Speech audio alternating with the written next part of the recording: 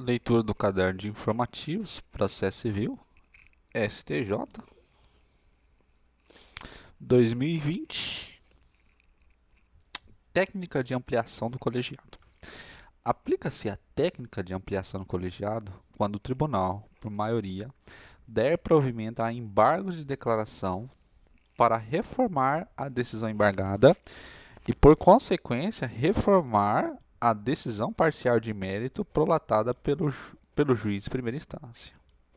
Em se tratando de, em se tratando de aclaratórios opostos, embargos declaratórios opostos a acórdão que julga agravo de instrumento, a aplicação de técnica de julgamento ampliado somente ocorrerá se os embargos de declaração forem acolhidos para modificar o julgamento originário do magistrado de primeiro grau, que houver proferido de decisão parcial de mérito.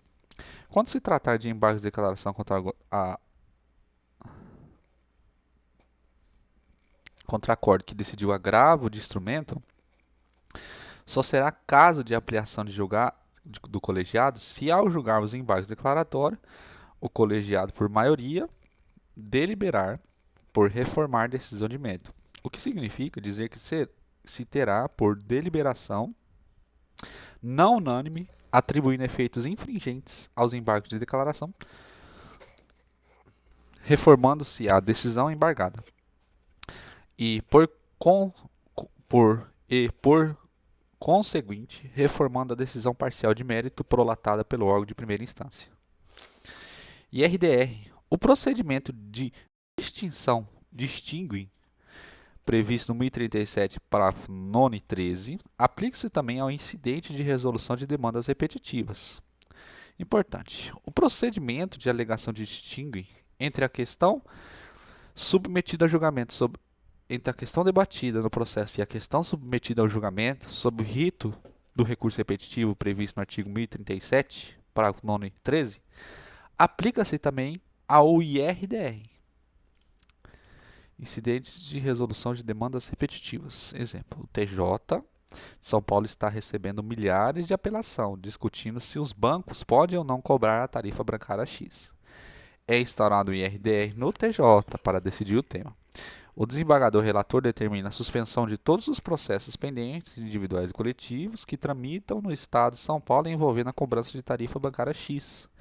Antes da instauração do IRDR, Pedro havia ajuizado na comarca de Santos ação contra o Banco Itaú, questionando a cobrança de tarifa X.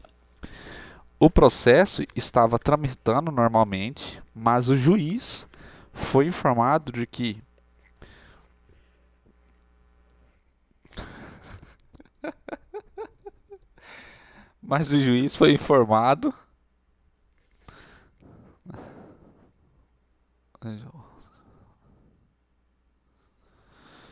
de que o TJ de São Paulo determinou o sobrestamento de todos os processos que tratam sobre o tema. Diante disso, o magistrado proferiu decisão determinando a suspensão do processo envolvendo Pedro e o Banco Itaú. Pedro, contudo, não concorda com essa suspensão. Isso porque a matéria discutida na ação por ele proposta envolve a constitucionalidade da tarifa X e não a sua legalidade. Logo, em seu ponto de vista, um caso diferente daquele seria julgado pelo TJ no IRDR. Pedro poderá interpor imediatamente um agravo de instrumento contra a decisão do juiz? Não. Antes de interpor o agravo de instrumento, Pedro deverá adotar o procedimento de distinção previsto no 1037. Mas esse procedimento foi previsto para os recursos repetitivos. Mesmo assim, ele se aplica também para o IRDR? Sim. Tanto os recursos especiais e extraordinários repetitivos como o IRDR compõem um microsistema de julgamento de questões repetitivas, devendo o intérprete promover, sempre que possível, a integração entre os dois mecanismos que pertencem ao mesmo sistema de formação de precedentes vinculantes. Não há diferença ontológica, nem tampouco justificativa teórica para um tratamento assimétrico diferente. Penhora. É ilegal a decisão judicial que determina a penhora de valores de instituição financeira, no âmbito do processo do qual não era parte, mas funcionou como auxiliar de justiça. A instituição financeira que cumpre a ordem judicial de indisponibilização de saldos encontrados em contas bancárias atua como auxiliar da justiça. A atuação dos auxiliares da justiça é dirigida e orientada pelo juiz da causa, a quem subordinam-se e submetem-se mediante regime administrativo, e por isso os auxiliares não têm nenhuma faculdade ou ônus processual, devendo, entretanto, observar os deveres estabelecidos no artigo 77 do CPC. Assim, os auxiliares da justiça podem ser responsabilizados civil, administrativamente ou penalmente pelos danos que causarem em razão do dolo ou culpa. A responsabilidade civil dos auxiliares da justiça deve ser apurada mediante a observância dos princípios do contraditório e ampla defesa, em via processual adequada para sua inclusão como parte. Exemplo, o juiz da terceira vara civil determinou ao Banco Itaú que efetuasse o bloqueio dos valores existentes na conta bancária da empresa Fênix. A instituição financeira cumpriu a ordem e bloqueou 1 milhão. Passados alguns meses, o juiz determinou a transferência do valor bloqueado. O banco respondeu que o dinheiro não existia mais, uma vez que foi retirado por determinação do juiz da quinta vara civil, onde tramitava outra execução proposta contra a Fênix. O juiz da terceira civil entendeu que houve descumprimento de ordem judicial e, em razão disso, determinou a penhora do mesmo valor nas contas do Banco Itaú. O STJ considerou essa determinação foi ilegal. Impenhorabilidade.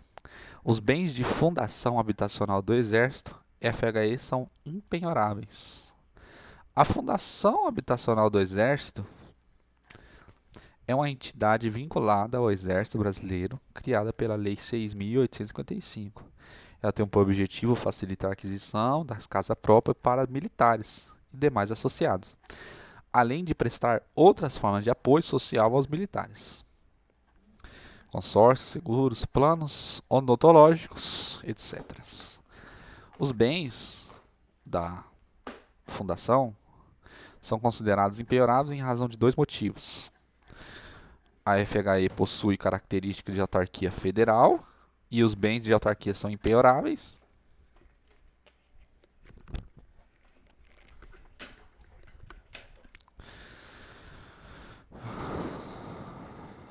E o artigo 31 prevê que o patrimônio goza de privilégios próprios da fazenda pública, inclusive quanto à impenhorabilidade. Execução fiscal. Termo inicial de prescrição para redirecionamento em caso de dissolução irregular da empresa. O prazo de redirecionamento da execução fiscal, fixado em 5 anos contados da diligência de citação de pessoa jurídica, é aplicável quando o referido ato ilícito previsto no 135.3 for precedente a esse ato processual. A citação positiva.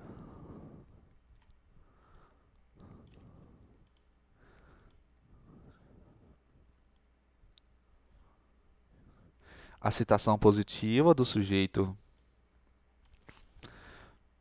passivo devedor original da obrigação tributária, por si só, não provoca o início do prazo prescricional, quando o ato de dissolução irregular for a ela subsequente, uma vez que, em tais circunstâncias, inexistirá, na aludida data da citação, pretensão contra os sócios gerentes. O mero inadimplemento da exação não configura ilícito atribuído aos sujeitos do direito descrito no 135. O termo inicial do prazo prescricional para a cobrança de crédito dos sócios gerentes infratores, nesse contexto, é a data da prática do ato inequívoco indicador do intuito de inviabilizar a satisfação do crédito tributário. Já em curso da cobrança executiva, promovida contra a empresa contribuinte, a ser demonstrado pelo fiscus, nos termos 593, que é a fraude de execução combinado com 185. Presunção de fraude contra a fazenda pública. E, em qualquer hipótese, a decretação da prescrição para o redirecionamento impõe que seja demonstrada a inércia da fazenda pública no lustro que se seguiu a citação da empresa originariamente devedora, ou ao ato inequívoco mencionado no item anterior. respectivamente, nos casos de dissolução irregular precedente ou superveniente à citação da empresa, cabendo às instâncias ordinárias o exame dos fatos e provas atinentes à demonstração da prática de atos concretos na direção da cobrança do crédito tributário no decurso do prazo prescricional. Processo coletivo. O Ministério Público Federal possui legitimidade para propor ação civil pública a fim de debater cobrança de encargos bancários supostamente abusivos praticados por instituições financeiras privadas.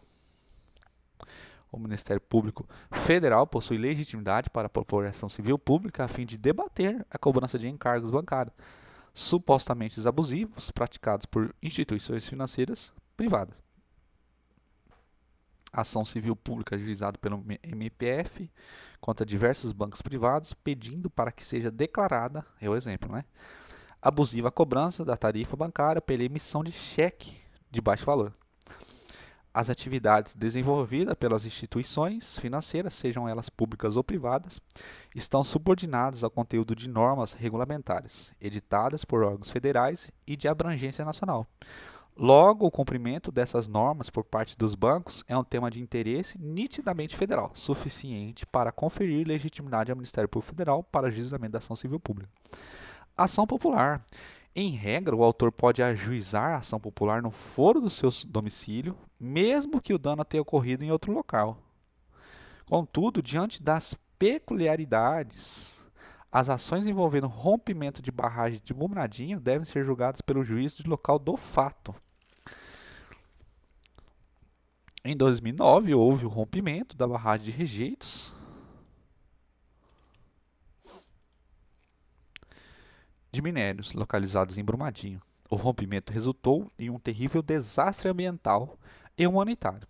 Felipe, na condição de cidadão, ajuizou ação popular contra a União, Estado de Minas Gerais e a Vale, pedindo para que os réus fossem condenados a recuperar o meio ambiente degradado, pagar indenização pelos danos causados e pagar multa por dano ambiental. Como o Felipe mora em Campinas, ele ajuizou a ação no foro de domicílio e a demanda foi distribuída na 2ª Vara Federal de Campinas. Ocorre que a 17ª Vara Federal de Minas Gerais existem ações individuais, ação populares e ações civis públicas tramitando contra os mesmos réus e envolvendo pedidos semelhantes a essa ação popular ajuizada em Campinas. Quem é competente para julgar essa ação? O juiz do domicílio do autor ou o juiz do local em que se consumou o dano? O juiz do local onde se consumou o dano, regra geral.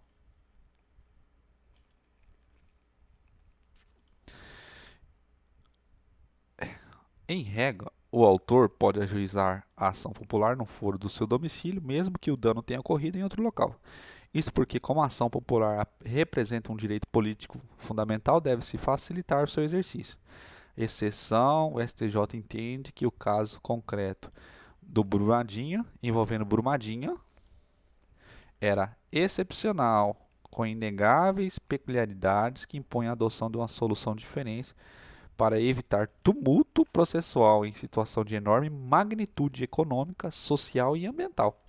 Assim, para o STJ é necessário superar excepcionalmente a regra.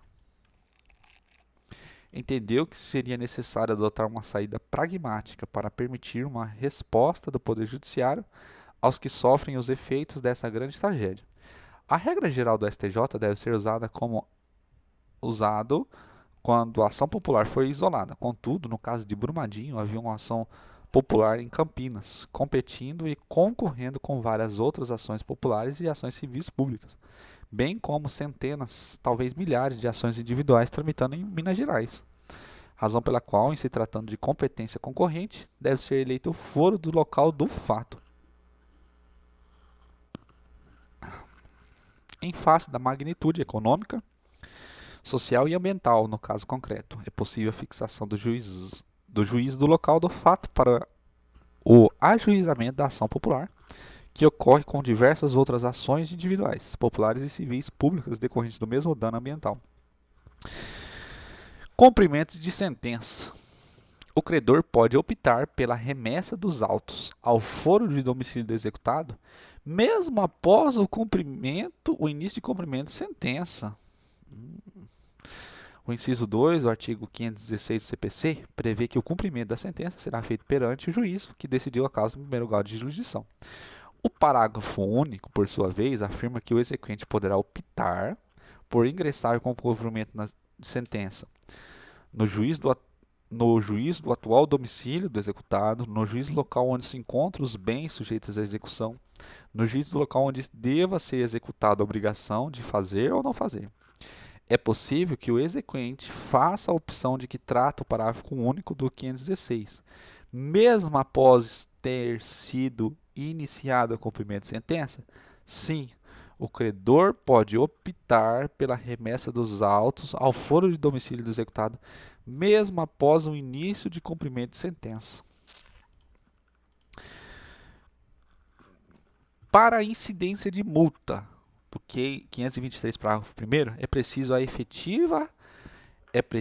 efetiva resistência do executado ao cumprimento de sentença. João ingressa com o pedido de cumprimento de sentença, cobrando determinada quantia de Pedro. Após ser intimado a pagar, Pedro depositou em juízo o valor da condenação, mas apresentou petição, narrando que aquilo não era pagamento, e sim mera garantia do juízo, para obter o efeito suspensivo na futura impugnação. Hipótese 1. Pedro, logo em seguida ao ato acima, apresentou a impugnação ao cumprimento da sentença.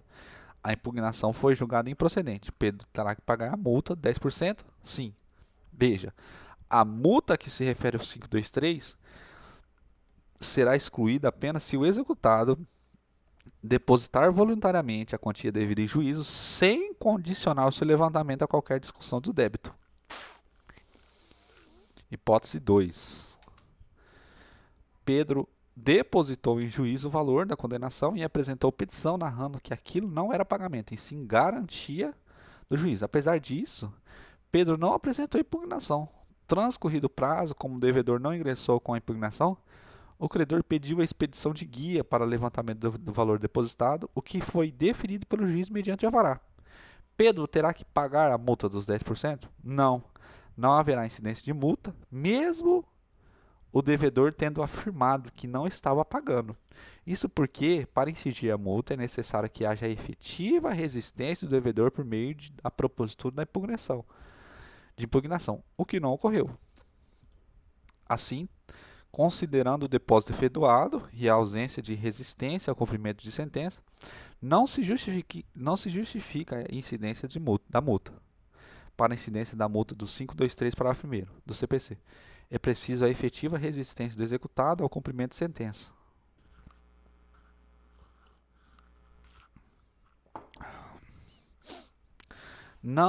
Execução. Não tendo sido prestada a garantia real, é desnecessária a citação em ação de execução como litisconsorte passivo necessário do cônjuge que apenas autorizou seu consorte a prestar aval. O cônjuge que apenas autorizou seu consorte a prestar aval nos termos do artigo 1647.3 do Código Civil, que é a outorga uxória, não é avalista. Dessa forma, não havendo sido prestada a garantia real, não é necessária a sua citação como litisconsorte, bastando a mera intimação do cônjuge que apenas autorizou o aval.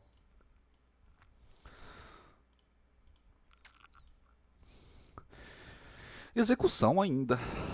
Juiz, no despacho inicial da execução, fixou os honorários advocatícios. Esse valor é, em princípio, provisório. Ocorre que, no curso da execução, foi firmado acordo entre as partes, sem nada dispor sobre honorários. O advogado poderá executar esse valor fixado no despacho inicial.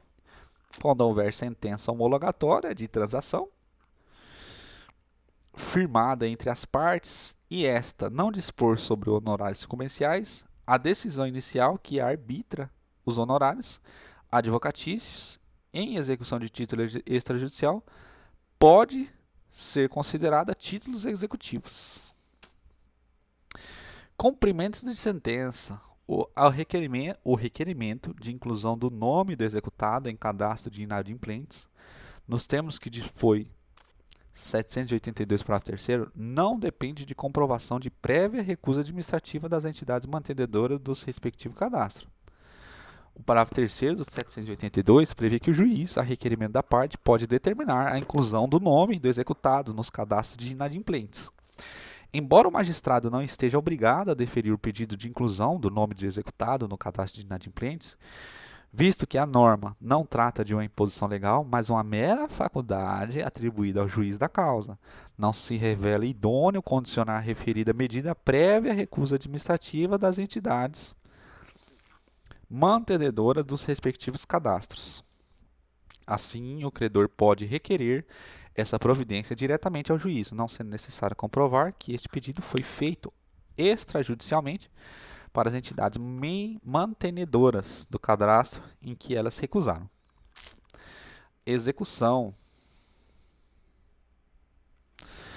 Tratando-se de condenação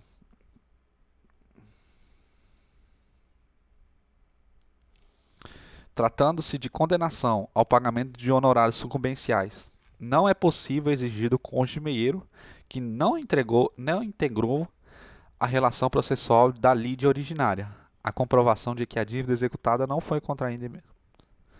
Tratando-se de condenação ao pagamento de honorários sucumbenciais, não é possível exigir do cônjuge meieiro que não integrou a relação processual de lide originária a comprovação de que a dívida executada não foi contraída em benefício do casal ou de família.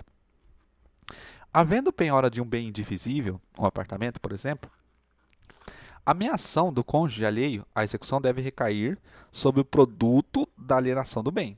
Para impedir que a penhora recaia sobre sua meação, o cônjuge meieiro deve comprovar que a dívida executada não foi contraída em benefício da família. No entanto, tratando-se de dívida proveniente de condenação ao pagamento de honorários sucumbenciais, em demanda do qual o cônjuge meieiro não participou, é inegável o direito deste à reserva de sua meação. Os honorários advocatícios consagram o direito do advogado contra a parte que deu causa no processo, não se podendo exigir do cônjuge meieiro que não integrou a relação processual da lide originária a comprovação de que a dívida executada não foi contraída em benefício do casal ou da família. Exemplo: João ajuizou ação ordinária contra Pedro. João ajuizou a ação originária contra Pedro, tendo pedido sido julgado improcedente. O autor foi condenado a pagar 200 mil de honorários advogados em favor de Pedro. Marcos, advogado de Pedro, ingressou com a execução contra João, cobrando 200 mil. O juiz determinou a penhora de uma da sala comercial que está em nome de João. Raquel, esposa de João, apresentou embargos de terceiros contra esta penhora. Sua cota à parte deverá ser preservada, não sendo necessário que ela comprove que essa dívida contraída foi exclusivamente do marido.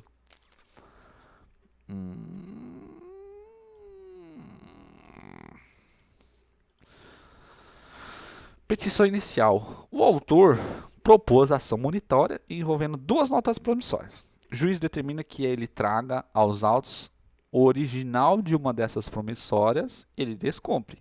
Deverá haver um indeferimento parcial da inicial, prosseguindo o processo contra a outra nota promissória.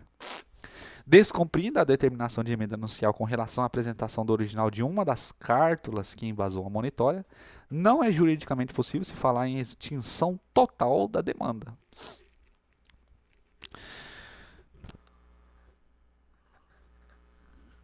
Recursos. A simples referência à existência de feriado local em regimento interno e em Código de Organização Judiciária Estadual não é suficiente para a comprovação de tempestividade de recurso especial. Do 1003, parágrafo 3º. A parte, ao apresentar recurso especial ou extraordinário, tem o ônus de explicar e comprovar que na instância de origem era feriado local ou dia sem expediente forense. Sim, o 1003, parágrafo 3º, trouxe expressamente um dispositivo dizendo que a comprovação do feriado local deverá ser feita, obrigatoriamente, no ato de interposição de recurso.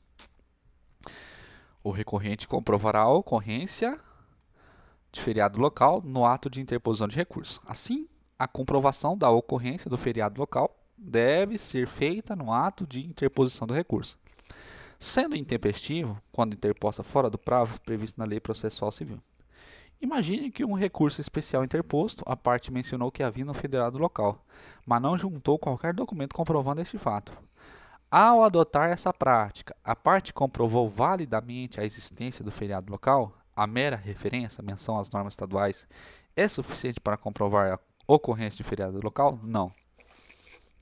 A comprovação da existência de feriado local, que dilate o prazo para interposição de recurso dirigido ao STJ, deverá ser realizada por meio de documentação idônea, não sendo suficiente a simples menção ou referência nas razões recursais. A ocorrência de feriado local, recesso, paralisação ou interrupção do expediente forense deve ser demonstrada no ato de interposição de recurso que pretende seja conhecido por esse tribunal, por documento oficial ou certidão expedida pelo tribunal de origem, não bastando a mera menção ao feriado local nas razões recursais, tampouco a apresentação de documentos não adotados de fé pública. Ação rescisória. Se o autor da ação rescisória, fundada em violação literal a dispositivo de lei, afirma que a sentença rescindenda violou o artigo X da lei, o tribunal não pode julgar a rescisória procedente com base na violação do artigo Y, mesmo que se trate de matéria de ordem pública.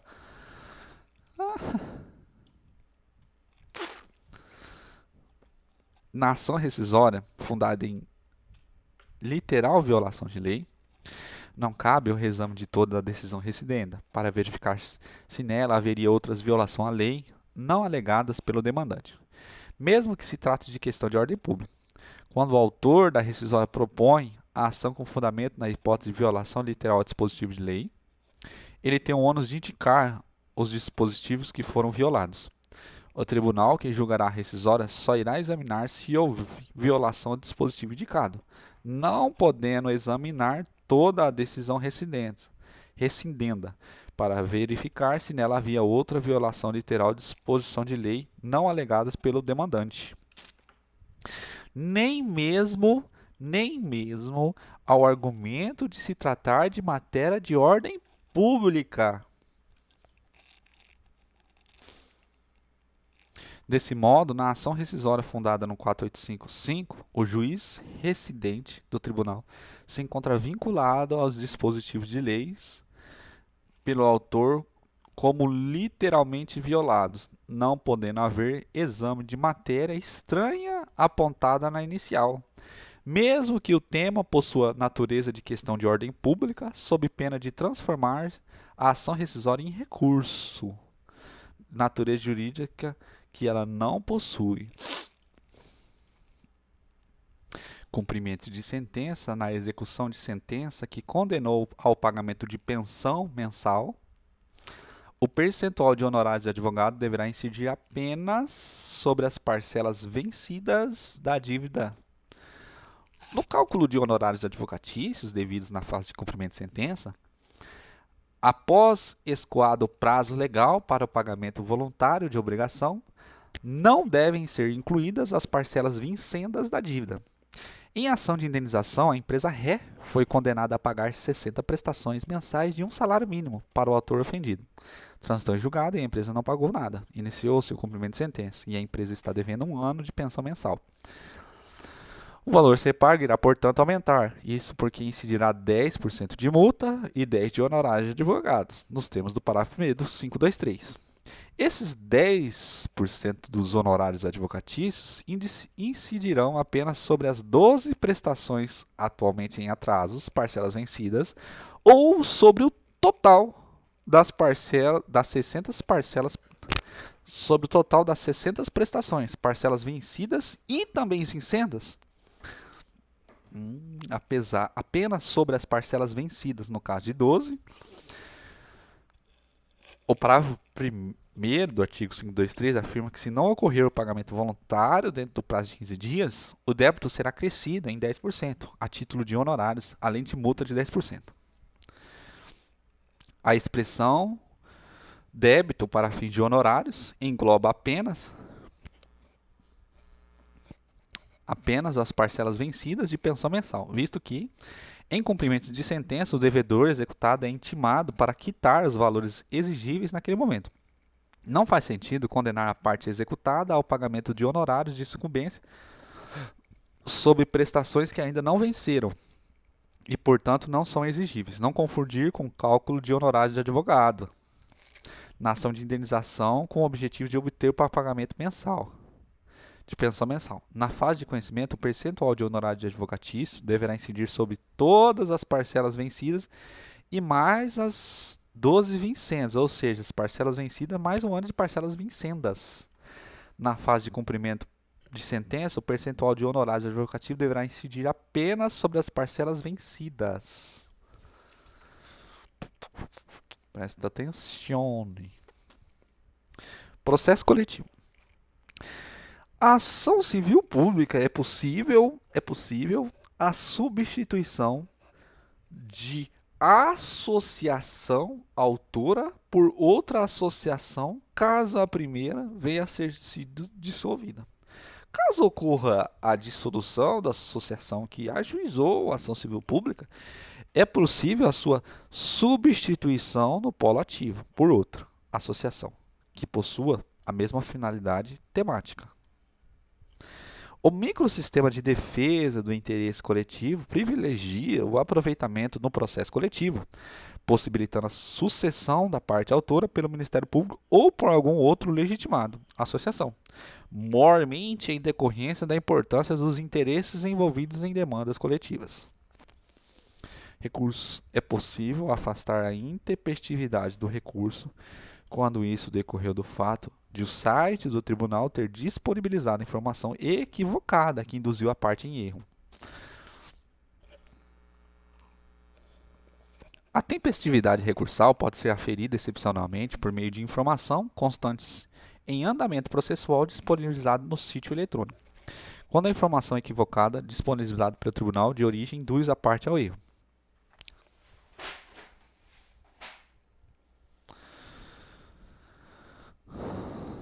Caso concreto, o TJ do Mato Grosso do Sul negou provimento de uma apelação que havia sido interposta pela parte.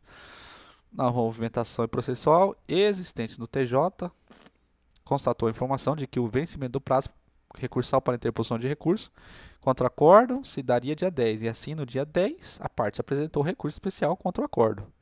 Ocorre que essa informação estava errada, o termo final do prazo era o dia 9, e isso significa que a parte interpôs recurso especial intempestivamente. Vale ressaltar, contudo, que a parte foi induzida a erro pela informação constante no site oficial do TJ.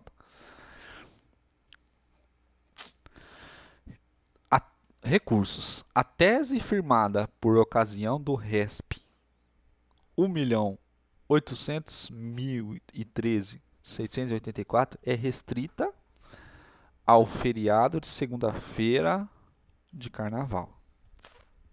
Atualize o informativo 660. A parte, ao apresentar recurso especial ou extraordinário, tem o ônus de explicar e comprovar que a instância de origem era feriado local ou em dia sem expediente forense? Sim. O 1003 do parágrafo 6º trouxe expressamente um dispositivo dizendo que a comprovação do feriado local deverá ser feita obrigatoriamente no ato de interposição do recurso.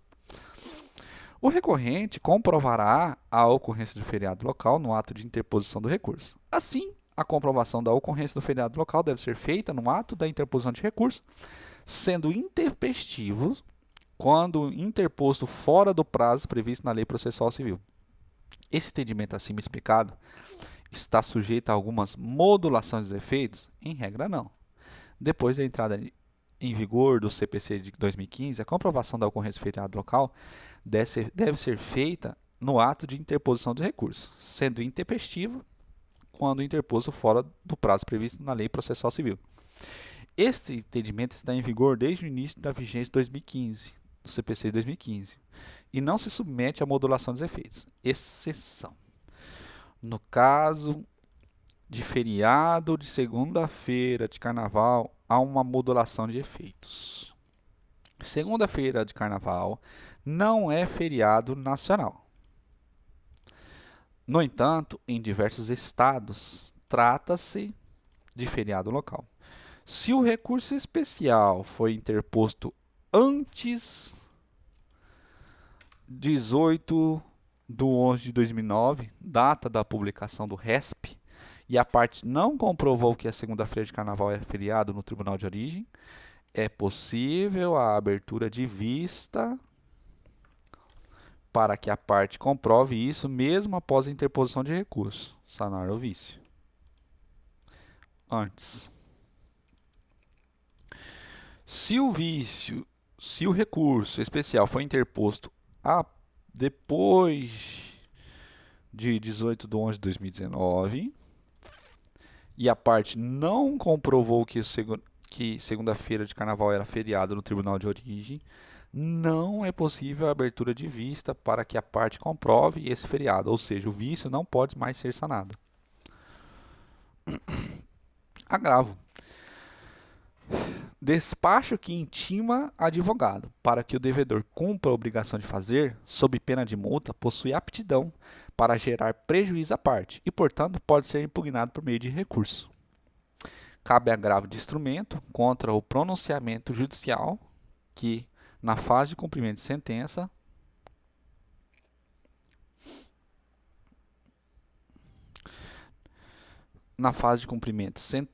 determinou a intimação do executado na pessoa do advogado para cumprir a obrigação de fazer sob pena de multa. Agravo. A multa, em caso de agravo interno declarado manifestamente inadmissível ou improcedente em votação unânime, é revertida em prol da parte contrária. A multa do 1021, parágrafo 4º, tem como destinatário a parte contrária e não o fundo de aparelhamento do Poder Judiciário. Parágrafo 4º. Quando o agravo interno for declarado manifestamente inadmissível ou improcedente em votação unânime, o órgão colegiado, em decisão fundamentada, condenará o agravante a pagar ao agravado multa fixada entre 1 e 5% do valor atualizado na causa.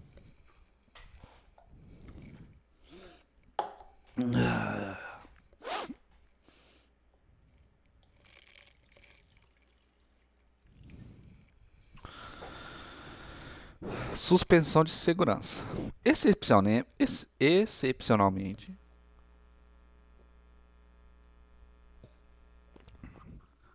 cabe recurso especial contra decisão proferida no âmbito do pedido de suspensão, se estiver em jogo aspectos elementares da dignidade da pessoa humana. Em regra, o STJ afirma que não cabe recurso especial contra a decisão proferida no âmbito de pedido de suspensão. O recurso especial se destina a combater argumentos que digam respeito a exame de legalidade, ao passo que o pedido de suspensão ostentaria juízo político. Caso excepcional, no qual o STJ admitiu o recurso especial, concedeu liminar determinando que o Estado de São Paulo fornecesse banho quente aos presos. O presidente do TJ suspendeu a liminar. Contra essa decisão foi interposto agravo. A Corte Especial do TJ manteve a suspensão da liminar. O STJ admitiu o recurso especial contra esta decisão, tendo em vista que estava em jogo os aspectos elementares da dignidade da pessoa humana. Recurso.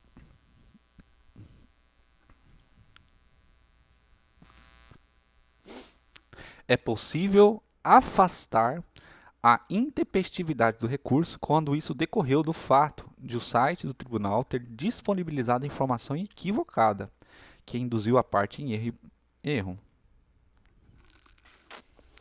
A mesma julgado anterior. A tese firmada, recurso, por ocasião do julgamento, é restrita ao feriado de segunda-feira local. Eu vou apagar esse trem aqui, pera aí. Por isso que tá grande esse trem. Deixa eu ver se é o mesmo. É o mesmo.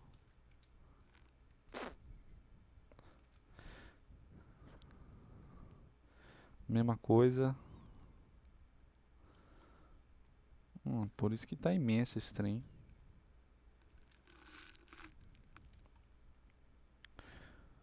Portanto, pode ser impugnado. Alguns julgados repetidos aqui. Vamos apagar. Mesma coisa. Por isso que ficou imenso esse 2020 aqui do informativo.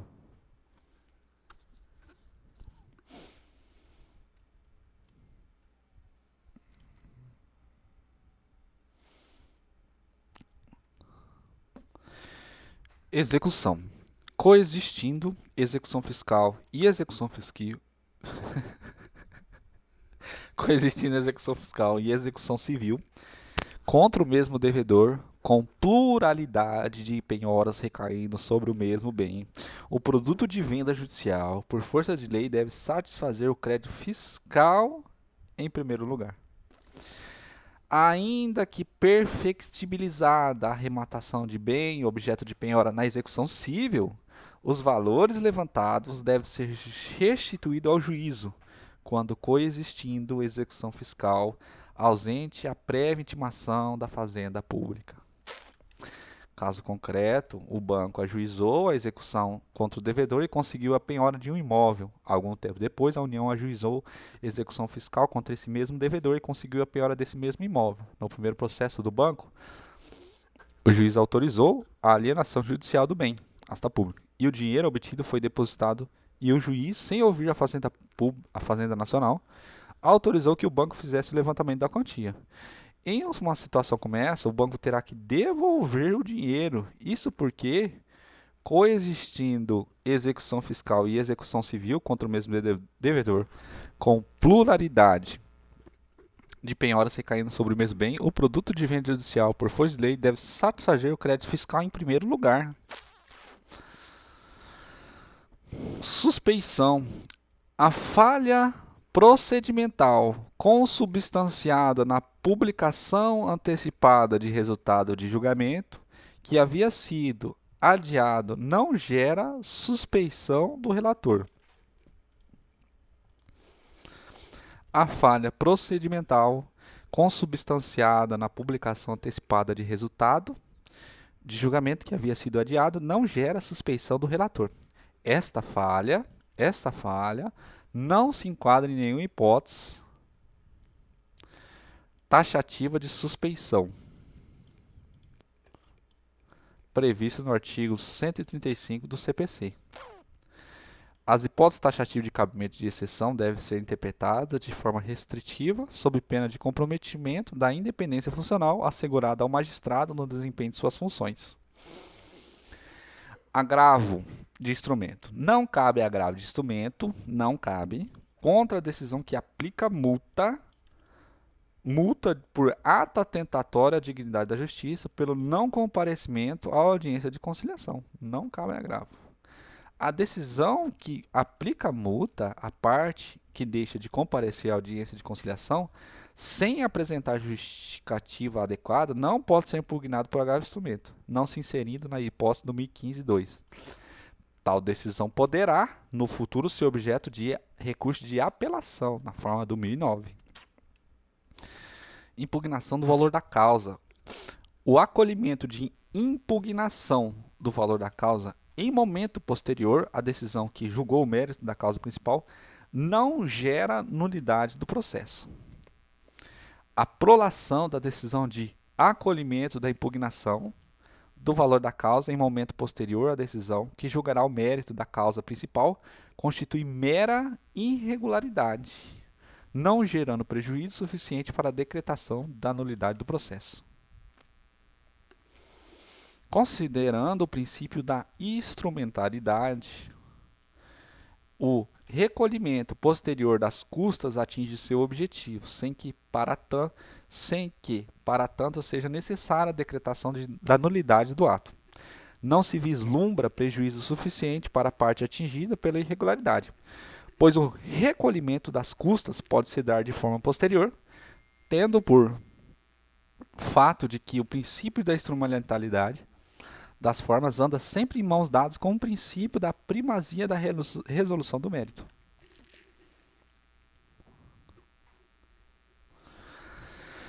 Recurso, tempestividade. A alegação da ocorrência de ponto facultativo embasada em ato do Poder Executivo Estadual não é capaz, por si só, de comprovar a inexistência de expediente forense para aferição de tempestividade recursal. A existência de feriado, de recesso forense ou ponto facultativo local que ocasione a suspensão do prazo processual necessita de comprovação por documento idôneo, ou seja, cópia da lei, ato normativo ou certidão, exarada por servidor habilitado. A simples juntada de ato emanado pelo Poder Executivo Estadual, lei e decretos estaduais, determinando ponto facultativo nas repartições públicas estaduais, por si só não comprova a inexistência de expediente forense para a aferição da tempestividade do recurso, em razão da desvinculação administrativa e da separação entre os poderes. Desse modo, caberia à recorrente, no momento de interposição recursal, fazer a juntada de documento idôneo, a qual, no caso, consiste no inteiro teor do aviso do Tribunal Estadual, a fim de vincular a decretação do feriado nas repartições públicas estaduais com a suspensão dos prazos pela Corte da Justiça. Julgamento por amostragem de resp e recurso extraordinário. Não cabe reclamação para o controle de aplicação de entendimento firmado pelo STJ em recurso especial repetitivo.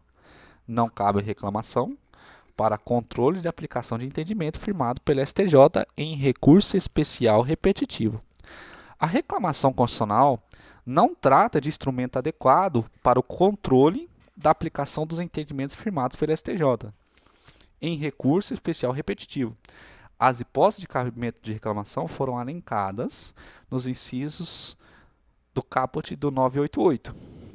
O parágrafo 5º trata de situações nas quais não se admite a reclamação. O parágrafo 5º foi introduzido pela Lei 13.256 de 2016 com o objetivo justamente de proibir reclamações dirigidas ao STJ e ao STF para controle de aplicação dos acordos sobre questões repetitivas. Essa parte final do parágrafo 5º é fruto de uma técnica legislativa. Se for admitida a reclamação nessa hipótese, isso irá em sentido contrário à finalidade do regime dos recursos especiais repetitivos, que surgiu como um mecanismo de racionalização da prestação jurisdicional do STJ, diante dos litígios de massa.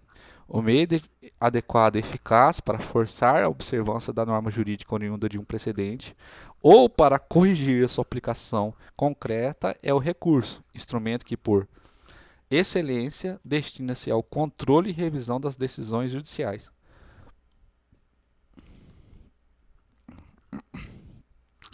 Execução contra a fazenda pública, precatórios.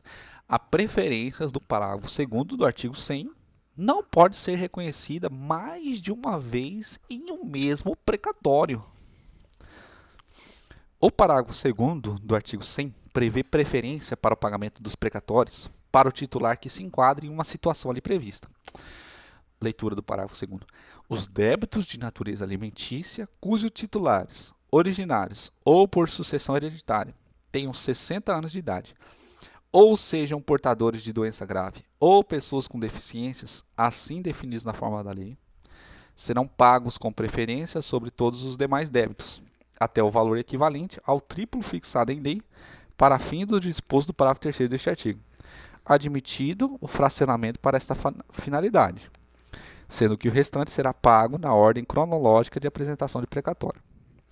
A preferência autorizada pela Constituição não pode ser reconhecida duas vezes em um mesmo período de precatório, porque isso implicaria, por via oblíqua, a extrapolação do limite previsto na norma constitucional. Aliás, o próprio parágrafo segundo revela que, após o fracionamento para a preferência, eventual saldo remanescente deverá ser pago na ordem cronológica apresentada do precatório. Portanto, as hipóteses autorizadas de preferência, idade, doença grave ou deficiência devem ser consideradas isoladamente em cada precatório, ainda que tenha como destinatário um mesmo credor. Processo coletivo. A decisão em mandado de segurança coletivo impetrado por associação beneficiada. A decisão em mandado de segurança coletivo impetrado por associação beneficia todos os associados, sendo irrelevante a filiação ter ocorrido após a sua impetração.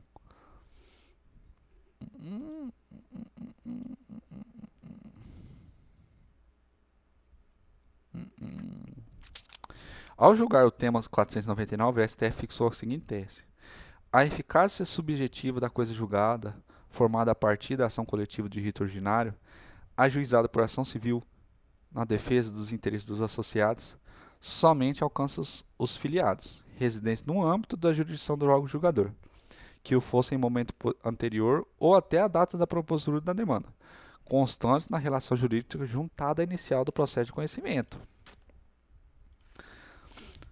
Essa tese do STF se aplica exclusivamente para as ações coletivas ajuizadas sob rito ordinário por associação quando atua como representante processual dos associados. Isso significa que tal entendimento não se aplica para mandados de segurança coletiva impetrados por associações.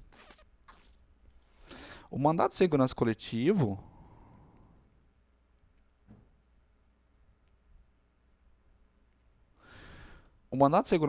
configura hipótese de substituição processual, por meio do qual o impetrante, no caso de associação, atua em nome próprio, defendendo direito alheio, pertencentes aos associados ou parte deles, sendo desnecessária para a implementação do mandambus apresentação de autorização dos substitutos ou mesmo lista nominal. Por tal razão, os efeitos da decisão proferida em mandado de segurança coletivo beneficiam todos os associados, em parte deles, cuja situação jurídica seja idêntica àquela tratada no deciso, sendo irrelevante se a filiação ocorreu após a impetração do itre.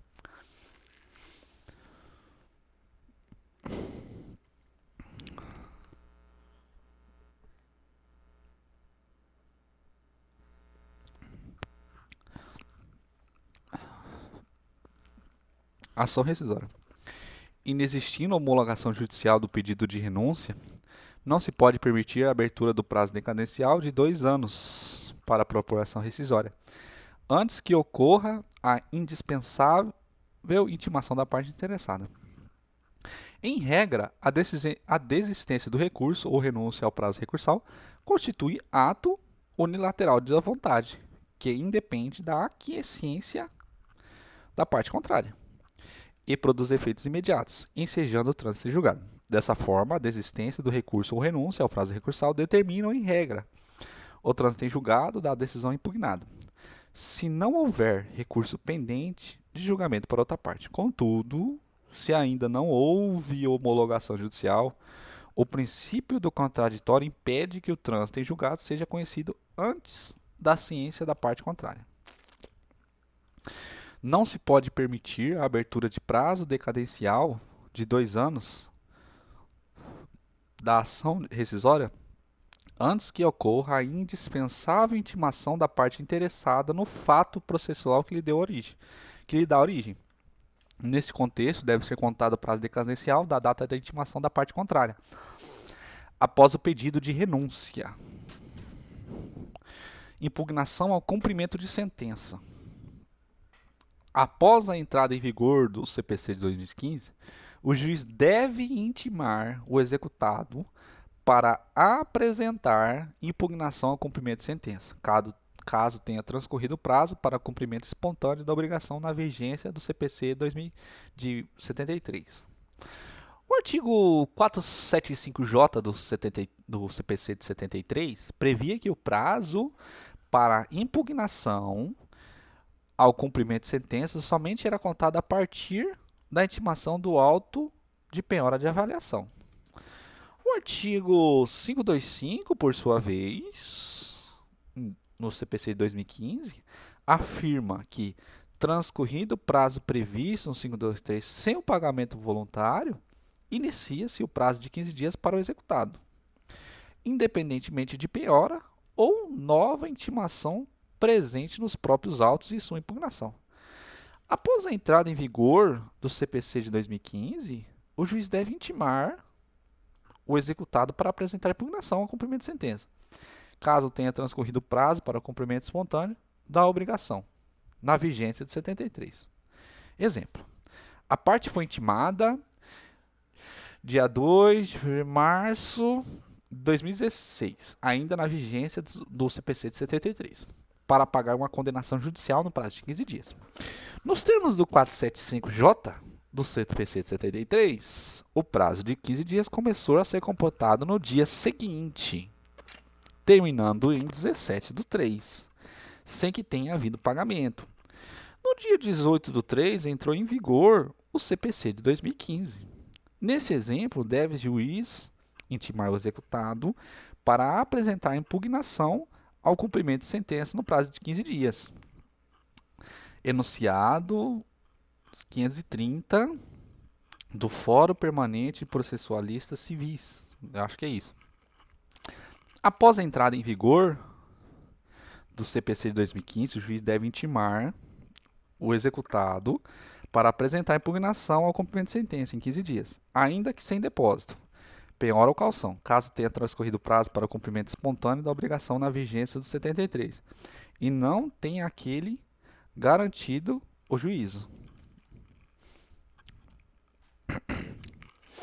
Honorários advocatícios, se houve a extinção da execução fiscal, a pedido do exequente, mas o crédito tributário permanece sendo discutido judicialmente em outra demanda, os honorários advocatícios devem ser arbitrados por apreciação equitativa. Nos casos em que o acolhimento de pretensão não tenha correlação com o valor da causa, ou não se observe proveito econômico à extinção sem resolução do mérito da execução fiscal, os honorários de sucumbência devem ser arbitrados por apreciação equitativa, com observância dos critérios do parágrafo 2º e 3º do CPC. Caso concreto: o município ajuizou execução fiscal contra a empresa. A executada informou que o débito cobrado está sendo discutido em ação declaratória em tramitação, no qual foi proferida a sentença e o acordo suspendendo a exigibilidade do crédito tributário, estando aguardando apenas o julgamento de recurso extraordinário. Diante disso, o município pediu a desistência da execução com a extinção do processo em julgamento de mérito. Nessa situação, os honorários advocatícios deverão ser fixados com base no parágrafo 3º, mas não com base no parágrafo 3º, mas sim com fundamento no parágrafo 8º. Isso porque a extinção de execução fiscal não acarreta impacto direto na questão de fundo, vez que o crédito tributário é ainda objeto de controvérsia judicial na outra ação. Olha o que diz o parágrafo 8º. Nas causas em que for inestimável ou irrisório o proveito econômico, ou ainda, quando o valor da causa for muito baixo, o juiz fixará o valor dos honorários por apreciação equitativa, observando o disposto no inciso do parágrafo 2º. São penhoráveis os valores oriundos de empréstimos consignados, salvo se o mutuário comprovar que os recursos são necessários à sua manutenção e de sua família. Os valores oriundos de empréstimos consignados em folha de pagamento depositados em conta bancária do devedor não gozam de proteção de impenhorabilidade atribuídos aos salários, proventos e pensões. Não se aplica, neste caso, o 833 do CPC. São impenhoráveis os vencimentos, subsídios, os soldos, os salários, as remunerações, os proventos de aposentadoria, as pensões, os pecúlios e os montepios, bem como as quantias recebidas por liberalidade de terceiros e destinada ao sustento do devedor e de sua família, os ganhos de trabalhador autônomos e os honorários de profissional liberal, ressalvados parágrafo 2º. Assim, a quantia decorrente de empréstimo consignado, embora seja descontada diretamente na folha de pagamento do mutuário, não tem caráter salarial, sendo em regra passível de penhora. A proteção da empenhorabilidade ocorre somente se o mutuário devedor comprovar que o recurso oriundo de empréstimo consignado são necessários à sua manutenção e à sua família. Procedimentos especiais, embargos de terceiro. Não são cabíveis embargos de terceiro para desconstituir decisão judicial que permite a averbação de protesto na matrícula de um imóvel. O protesto contra a alienação de bens é uma medida judicial por meio do qual o promovente comunica a terceiros interessados que ele entende possuir direito sobre o imóvel.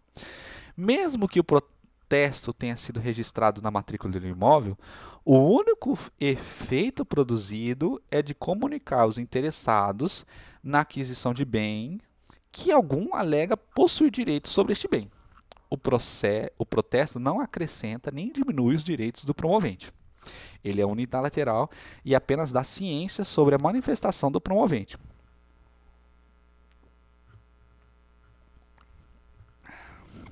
Se essa manifestação tem relevância ou não, isso somente será decidido no processo competente, se houver. Os embargos de terceiros são remédios processuais à disposição do terceiro prejudicado por um esbulho judicial, o qual se configura quando a atuação jurisdicional alcança bens que excedam os limites patrimonial da obrigação exigida. Em palavras mais simples, os embargos de terceiro têm por objetivo desfazer ato constritivo judicial que recai sobre determinado bem.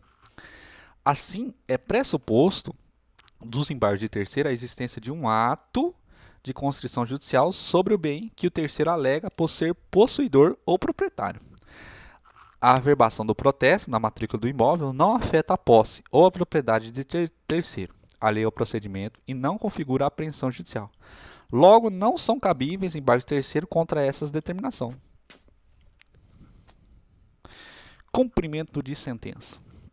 Ainda que citado pessoalmente na fase de conhecimento, é devida a intimação por carta do réu revel, sem procurador constituído para o cumprimento de sentença. Em regra, a intimação para o cumprimento de sentença é feita na pessoa do advogado do devedor.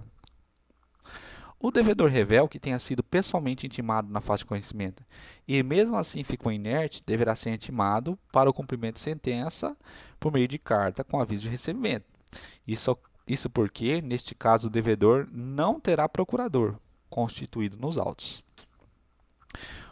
Parágrafo 2º do 503. O devedor será intimado para cumprir a sentença por carta com aviso de recebimento quando não tiver procurador constituído nos autos.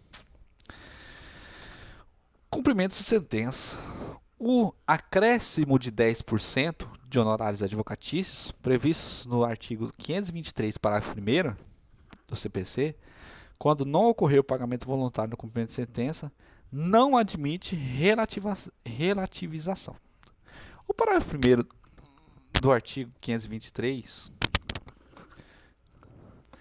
afirma que, se não ocorrer o pagamento voluntário dentro do prazo de 15 dias, o débito será acrescido em 10% a título de honorários, além de multa de 10%.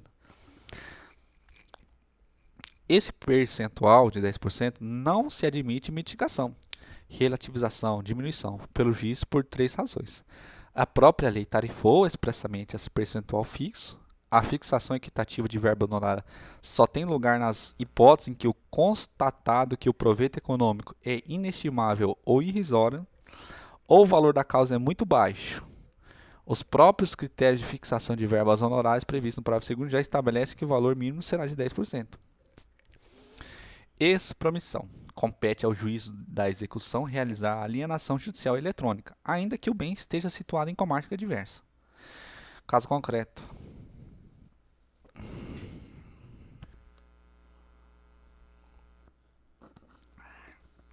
A empresa Itapal Italpa estava sendo executado em processo que tramita em Comarca do Belo Horizonte.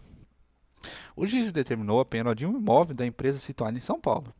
O CPC determina que, se não for realizada a adjudicação ou a alienação por iniciativa particular, deverá ser feita a alienação por meio de leilão judicial.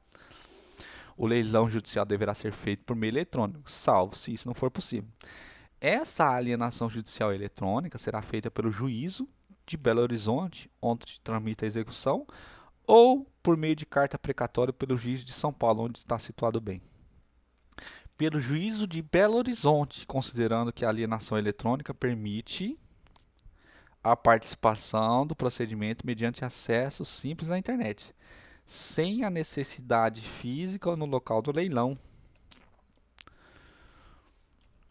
Não há motivos para que a realização do ato de alienação judicial eletrônica seja praticada em comarca diversa do juiz da execução. Direito processual civil. Prova testemunhal. Caso a testemunha tenha sido ouvida no juízo deprecado, pelo método audiovisual, de quem é a responsabilidade pela degravação do depoimento? Do juízo deprecante. Compete ao juízo deprecante a degravação de depoimento colhido nos autos da carta precatória por sistema audiovisual na vigência 2015.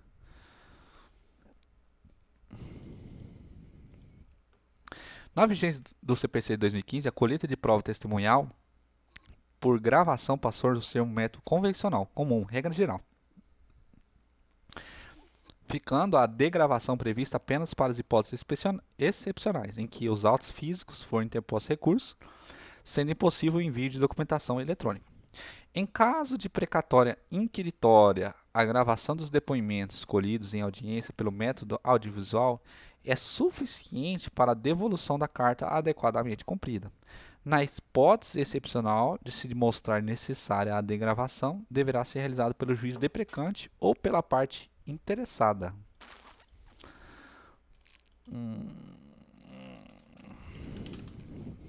Recursos. Toda a matéria devolvida à segunda instância deve ser considerada apreciada quando o TJ ou TRF dá provimento à apelação por apenas um dos fundamentos expostos pela parte apelante, ignorando os demais.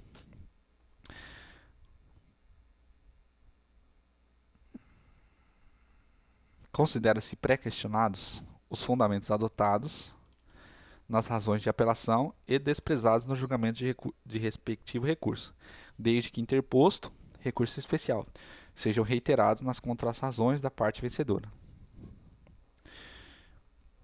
Execução. É possível a penhora de cotas sociais do sócio por dívida particular por ele contraída, ainda que de sociedade empresária em recuperação judicial. Não há vedação para a penhora de cotas sociais de sociedade empresária em recuperação judicial, já que não enseja necessariamente a liquidação da cota.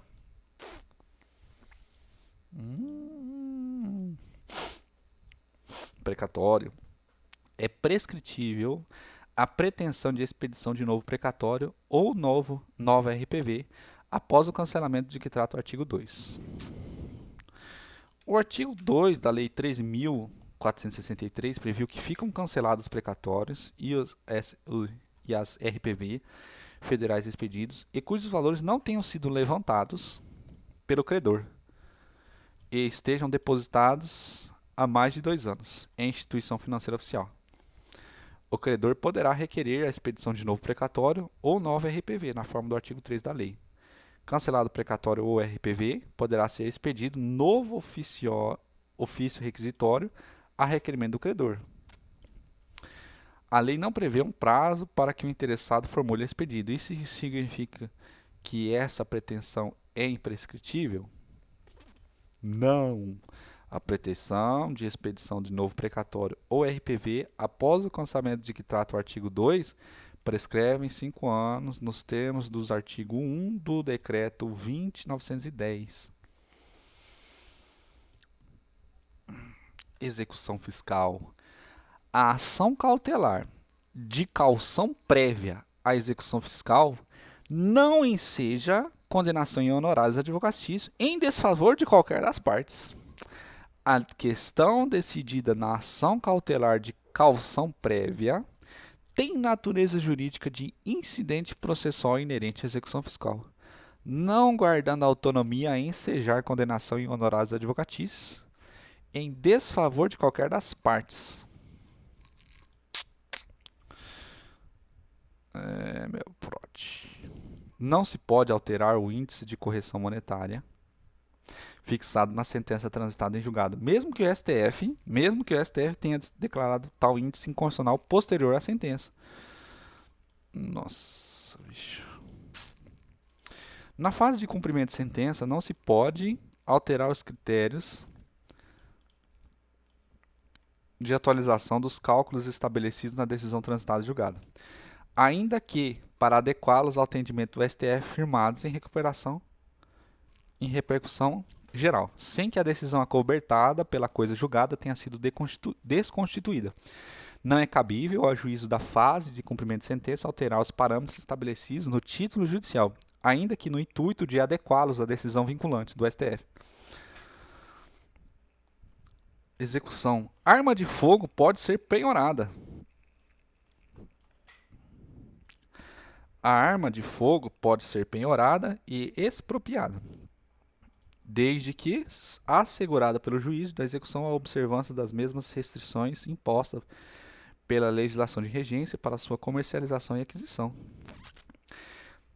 A técnica de julgamento ampliado também pode ser aplicada a embargos de declaração opostos contra acórdão que julgou a apelação, desde que cumpridos os demais requisitos. A técnica de julgamento ampliado do artigo 942 aplica aos aclaratórios opostos ao acórdão de apelação quando o voto vencido nascido apenas nos embargos for suficiente para alterar o resultado do julgamento, independentemente do desfecho não unânime dos atos dos declaratórios. A técnica de julgamento ampliado aplica-se aos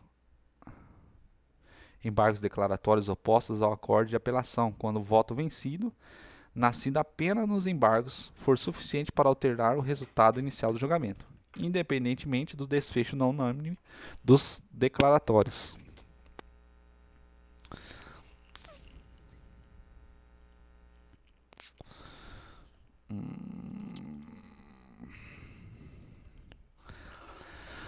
O redirecionamento da execução fiscal contra os sócios independe do trânsito em julgado da sentença penal condenatória em crime falimentar. É possível redirecionamento da execução fiscal contra o sócio gerente da pessoa jurídica originalmente executada pela suposta prática de crime falimentar, mesmo que não tenha havido ainda o trânsito julgado da sentença penal condenatória. Se há indícios ou provas de práticas de ato de infração à lei penal, a hipótese se submete ao 135 do CTN. Importante acrescentar que, mesmo a eventual absolvição em ação penal não conduz necessariamente à revogação de redirecionamento, pois o ato pode não constituir ilícito penal e, mesmo assim, continuar a representar infração à lei civil, comercial, administrativa, independência das esferas civil, lato sensu e penal. É por essa razão que caberá ao juiz natural competente para processar e julgar a execução fiscal analisar caso a caso o conteúdo da denúncia pela prática de crime falimentar e decidir se cabe ou não o redirecionamento. Não é necessário, portanto, aguardar o trânsito em julgado da sentença penal condenatória para o juiz de execução fiscal analise o pleito de redirecionamento da execução fiscal contra o sócio.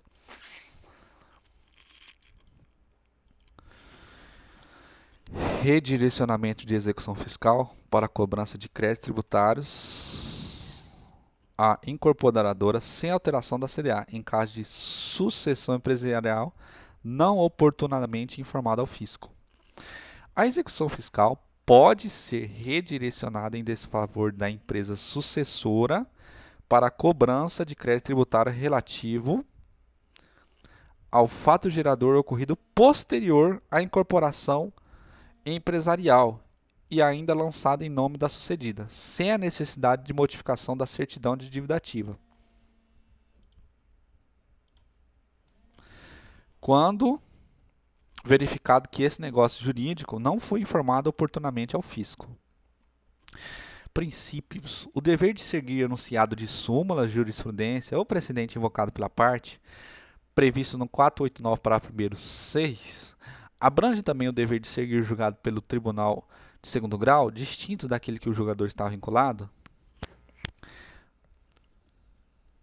O dever do 489, segundo o qual o juiz, para deixar de aplicar o enunciado de súmula, jurisprudência ou precedente invocado pela parte, deve demonstrar a existência de distinção ou superação, somente se aplica às súmulas ou precedentes vinculantes, mas não às súmulas e aos precedentes apenas persuasivos, como, por exemplo, os acórdãos proferidos segundo grau.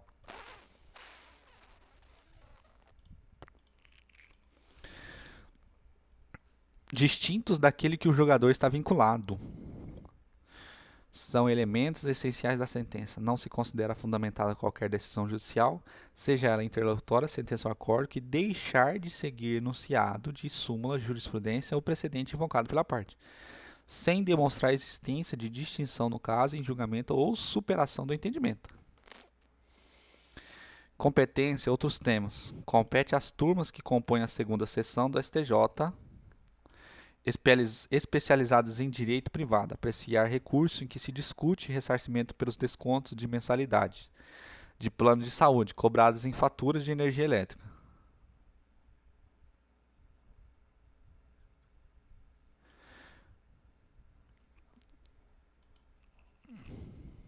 Compete a turmas que compõem a segunda sessão do STJ apreciar recursos em que se discute ressarcimento de desconto de mensalidades de plano de saúde cobrados em faturas de energia elétrica. Caso concreto, análise de recurso especial relacionado com a ação de indenização ajuizadas contra as concessionárias de energia elétrica pelo fato de ela ter inserido irregularmente na conta de energia elétrica do autor um desconto relacionado com mensalidade de plano de saúde. Essa discussão versa claramente sobre direito obrigacional privado, sobre responsabilização de empresa privada e de concessionária de serviço público, pela cobrança indevida de prestações alusivas a plano de saúde. Não se trata de discussão que envolva matéria afetada ao regime jurídico administrativo. Logo, a competência é das turmas da segunda sessão, especializada em direito privado, e não das turmas de primeira sessão, que aprecia matéria de direito público. Inversão do ônus da prova. A inversão do ônus da probatório leva consigo o custeio da carga invertida, não como dever, mas como simples faculdade, sujeita às consequências processuais advindas da não produção de prova. Quanto à inversão do ônus da prova, o artigo 373, parágrafo 1º, em perfeita sintonia com a Constituição, reproduz na relação processual a transição da isonomia formal para a isonomia material. Não se trata de prerrogativa judicial irrestrita, pois depende, ora, de previsão legal, direta ou indireta, como os consecutários do princípio da precaução. Ora, na sua falta de peculiaridades da causa, associadas quer à impossibilidade ou excessivo custo ou complexidade de cumprimento do encargo probante, quer a maior capacidade de obtenção da prova pela parte contrária. Naquela hipótese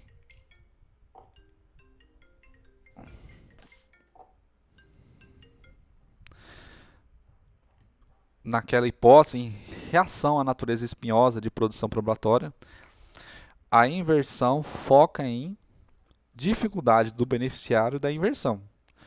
Nesta prestigia a maior facilidade, para tanto, do detentor da prova do fato contrário.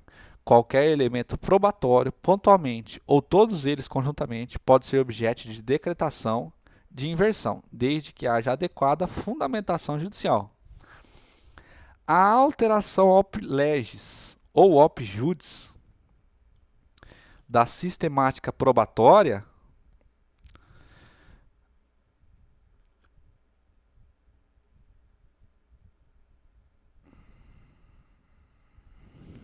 A alteração ao privilégio ou apjúdice da sistemática probatória ordinária leva consigo o custeio da carga invertida, não como dever, mas como uma simples faculdade.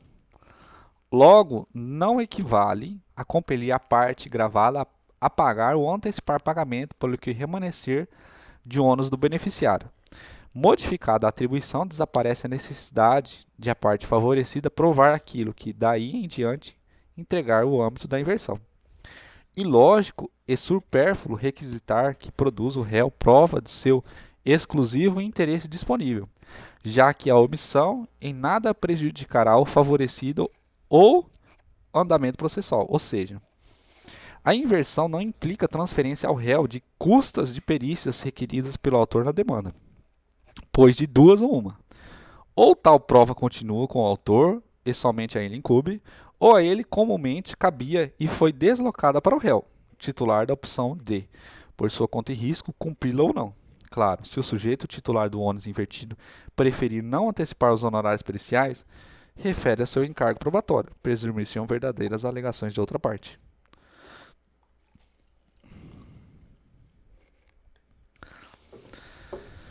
Recursos. É devido o pagamento de honorários advocatícios recursais quando o acórdão recorrido for publicado na vigência do CPC, mesmo que a sentença tenha sido proferida sob a égide do CPC de 73.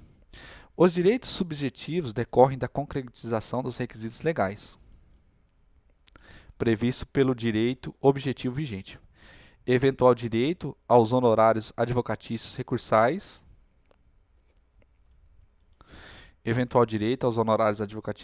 será devido quando os requisitos previstos. Os direitos subjetivos decorrem da concretização dos requisitos legais previstos pelo direito objetivo vigente.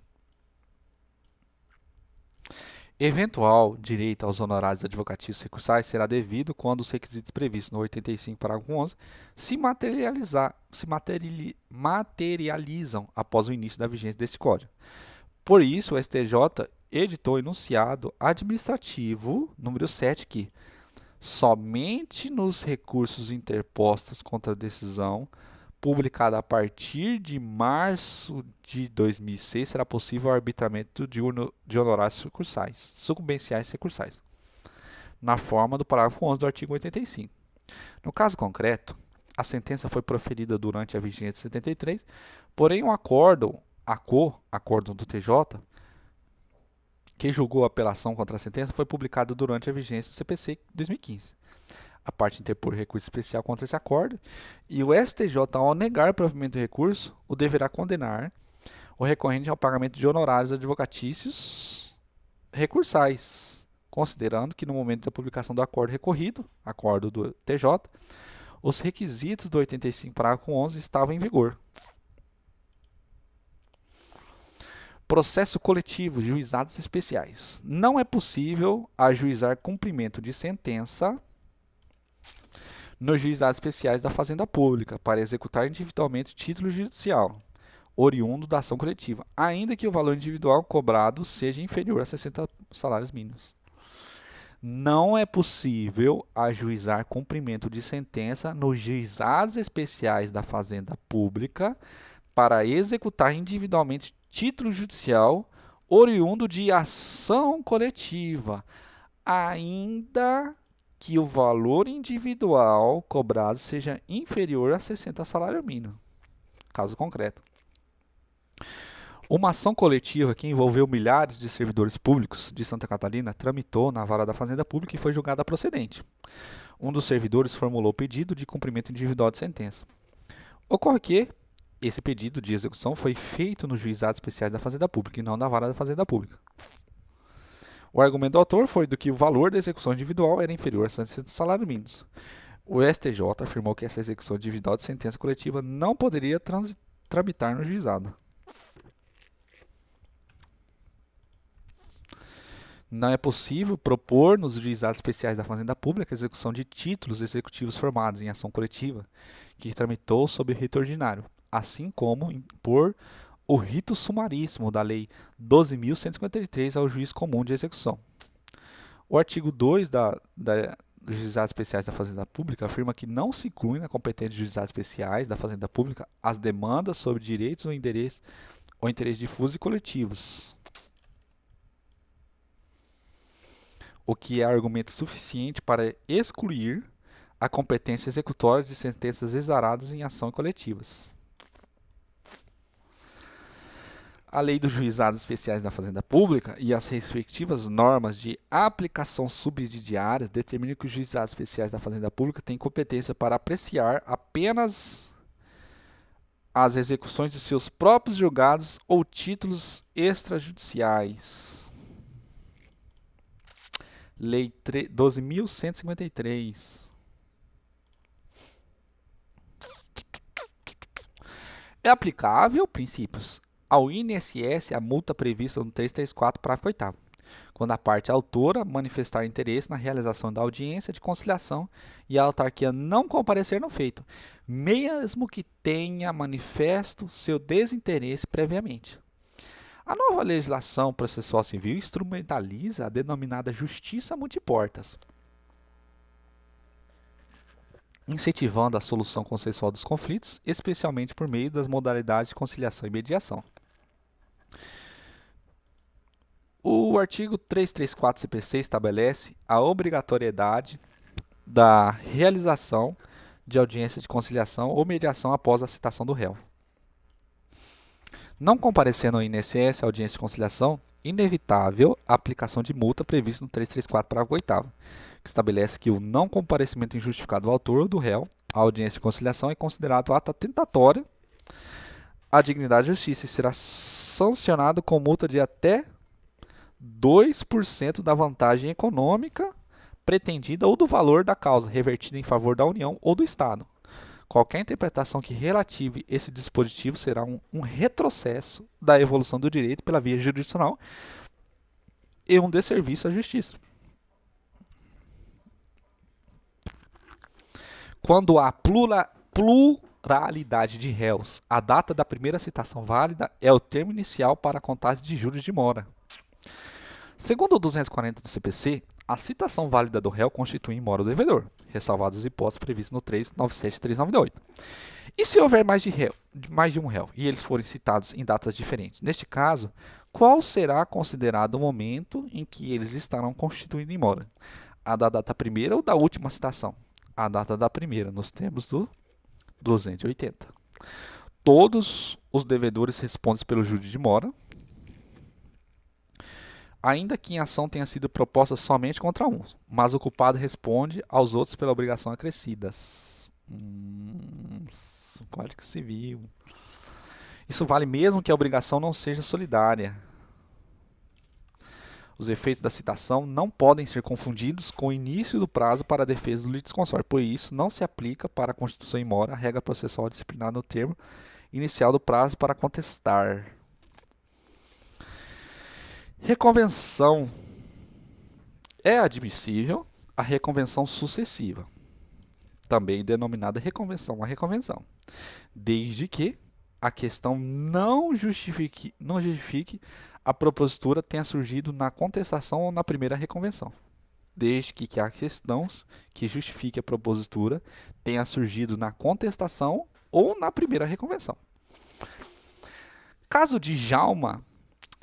concreto. Djalma ajuizou a ação contra Reinaldo, pedindo o pagamento de honorários advocatícios. Após ser citado, Reinaldo não apenas apresentou contestação, em que impugnou a existência da alegada dívida, como também propôs reconvenção, na qual formulou pedido de repetição de indébito, ao fundamento de que teria pagado o autor a títulos de honorário advocatício, valor maior do que o devido. Djalma foi intimado para responder à reconvenção e então propôs reconvenção à reconvenção, no qual alegou que o pedido de Reinaldo, devolução de valores alegados pagos a maior, é manifestamente incabíveis porque os valores foram fixados em decisão judicial, razão pela qual ele, Reinaldo, deve ser a pagar a sanção civil no 940. A reconvenção sucessiva foi liminarmente indeferida pelo juiz sob o fundamento de que não existiria autorização legal para o seu manejo. O STJ não concordou com a decisão do juiz e afirmou que o sistema processual brasileiro admite reconvenção sucessiva, reconvenção, desde que o seu exercício tenha sido tornado viável a partir da questão suscitada na contestação ou na primeira reconvenção. Sob a vigência do CPC de 73, a doutrina se posicionou majoritariamente pela possibilidade da reconvenção à reconvenção, desde que a questão justifique a propositura da reconvenção sucessiva, tenha como origem a contestação ou a primeira reconvenção.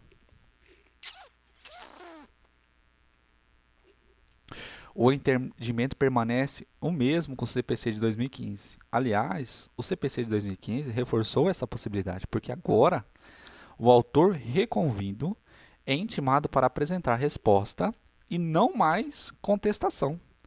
A palavra resposta é mais ampla e abrange também nova reconvenção. Outro argumento está no fato do parágrafo 6º do 702. Proibiu expressamente reconvenção a reconvenção apenas nas hipóteses de monitória, razão pela qual houve silêncio eloquente quanto às demais hipóteses, relevando que é possível. Processo coletivo. Não é cabível a requisição da averbação de inquérito civil no registro imobiliário pelo Ministério Público, com fixação de prazo para o seu cumprimento. Caso concreto. O promotor de justiça instaurou um inquérito civil para apurar suposto loteamento irregular. O membro do parquê requisitou ao oficial registrador que fizesse a averbação do inquérito civil na matrícula do imóvel relacionado, assinalado o prazo para o cumprimento. O registro recusou-se a fazer. O STJ afirmou que o procedimento adotado pelo MP estadual não foi adequado. Caberia ao Ministério Público Estadual requerer a averbação do inquérito civil no registro imobiliário e ao oficial registrador, conforme seu entendimento. Poderia suscitar dúvida ao juiz competente em consonância com o procedimento disciplinar 198.207 da Lei 6.015. Todavia, o parquê estadual, ao invés de requerer a aludida averbação, requisitou a sua realização, fixando prazo para o seu cumprimento, o que não encontra amparo na legislação em regência. Em que pesem a importância de dar publicidade à população acerca de eventuais irregularidades em parcelamentos, a fim de proteger terceiros de boa-fé, adquirentes de suas frações e contribuir para a ordenada ocupação do solo, há que se observar o devido processo legal, assegurado no artigo 5º, 54 da Constituição, tal como previsto na Lei 6.015. Vale ressaltar que o STJ afirmou que a decisão proferida não impede que o MP requeira, nos termos exigidos no artigo 13.3 da 6.015, a pretendida averbação no registro imobiliário, podendo o oficial registrador, se for o caso, suscitar dúvida ao juiz competente, observando então o procedimento legal previsto no 198 a 207 da Lei 6.015. Procedimento que, no caso, restou inviabilizado pelo órgão ministerial ao formular requisição da averbação, com fixação de prazo para o seu cumprimento. Lei 6.015 é a Lei de Registros Públicos. Ação de exigir contas. Se proferida, transitado e executada a sentença que julgou a primeira fase da ação de prestação de contas, na vigência do CPC de 73, adquire o vencedor o direito de exigir que sejam elas prestadas e apuradas na forma da lei revogada. O procedimento da ação de prestação de contas, ação de exigir contas, tem como característica a existência em regra de duas fases. Primeira fase, nela o juiz irá decidir se existe ou não a obrigação do réu de prestar de contas. Se o julgador decidir que não, o processo encerra esta fase. Contudo, se decidir que sim, será aberta a segunda fase. Servirá essa segunda fase para que o réu propriamente preste as contas pleiteadas pelo autor e para que o julgador avalie se aquele o fez corretamente, reconhecendo a existência de saldo credor ou devedor. Imagine que o juiz, ainda na vigência 73, julgou procedente o pedido na primeira fase, condenando o réu a prestar contas exigidas. Houve o trânsito em julgado e o autor ingressou com cumprimento de sentença. Logo em seguida entrou em vigor o CPC de 2015. Neste caso, as contas serão prestadas segundo as regras do 73 ou 2015, de acordo com 73. O legislador processual adotou a teoria do isolamento dos atos processuais. Artigo 14 do CPC. Considerando que houve sentença e trânsito em julgado da primeira fase da ação, bem como o início da segunda fase da ação, tudo sob a égide do 73. Essa deverá ser a lei regente quanto ao modo de apuração dos débitos, créditos e saldos porventuras existentes, na medida em que o autor adquiriu o direito de exigi-los na constância da lei revogada.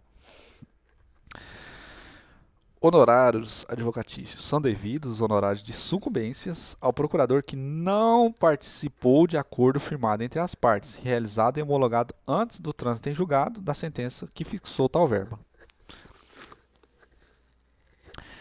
Condomínio ajuizou a ação de indenização contra a empresa de engenharia em razão do serviço que não foi bem realizado. O juiz julgou parcialmente procedente, condenando a empresa a pagar 200 mil. Ambas as partes apelaram. O TJ manteve a sentença, mas antes que houvesse trânsito em julgado, as partes ingressaram com petição afirmando que havia feito um acordo de 150 mil. O ponto controverso é o que o condomínio foi representado por Juliana, nova advogada que participou apenas do acordo e cuja procuração revogou o mandato que havia sido otorgado ao advogado anterior, Pedro, que ajuizou e acompanhou a ação. Pedro peticionou nos autos requerendo que fosse preservado o valor que ele teria direito de receber a título de honorários advocatícios sucumbenciais, definidos na sentença condenatória, 10% de 200 mil. A sentença homologou o acordo firmado entre as partes, 150 mil, e indeferiu o pedido de Pedro, deixando expressamente consignado que como o acordo foi apresentado antes do trânsito em julgado de sentença, não haveria que se falar em honorários sucumbenciais. Pedro tem direitos aos honorários? Sim. O acordo firmado entre as partes, sem a concordância do advogado, não pode atingir o direito desse profissional de receber honorários advocatícios fixados na sentença judicial, desde que já tenha transitado em julgado. No caso, a despeito de não ter havido trânsito em julgado de sentença que fixou os honorários, existem peculiaridades que permitem concluir ser possível a manutenção dos honorários. Em primeiro lugar, a sentença condenou a empresa ao pagamento de 10% de honorários advocatícios sucumbenciais.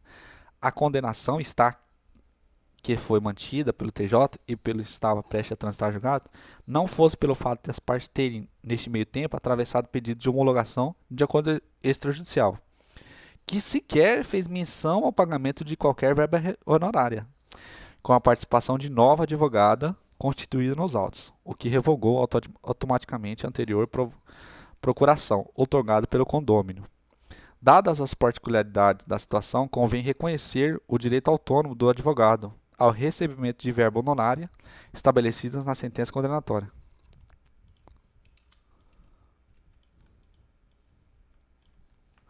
O fato de estar caracterizada a sucumbência recíproca não afasta a condenação das partes litigantes ao pagamento de honorários sucumbenciais.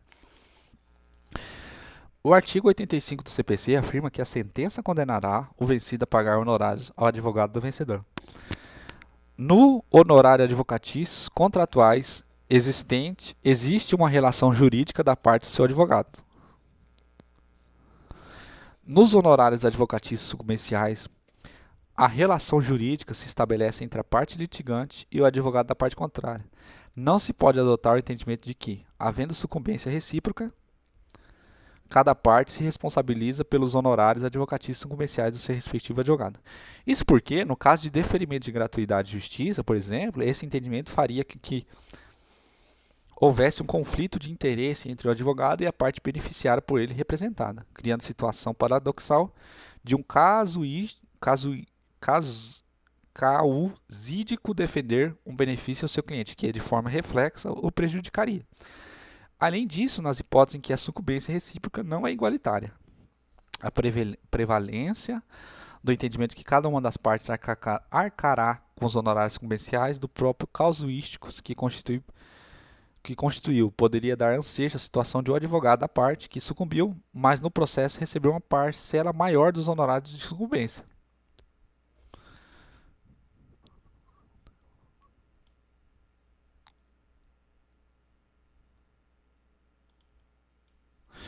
Ou da parte litigante, que menos sucumbiu na demanda pagar uma parcela maior dos honorários de sucumbência. Desse modo, uma vez estabelecido o grau de sucumbência recíproca entre os litigantes, a parte autora ficará responsável pelo pagamento dos honorários advocatícios de sucumbência do advogado do réu, e o réu responsável pelo pagamento de honorários advocatícios de sucumbência do advogado autor.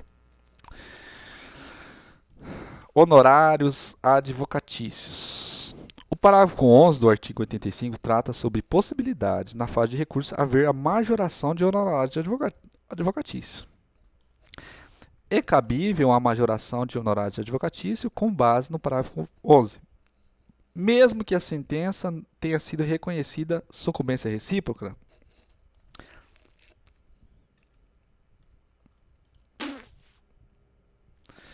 Não. Há julgados na segunda e na terceira turma do STJ nesse sentido. Não cabem honorários advocatícios recursais na hipótese de inexistência de condenação prévia em honorários sucumbenciais principais, quando, por exemplo, houver estipulação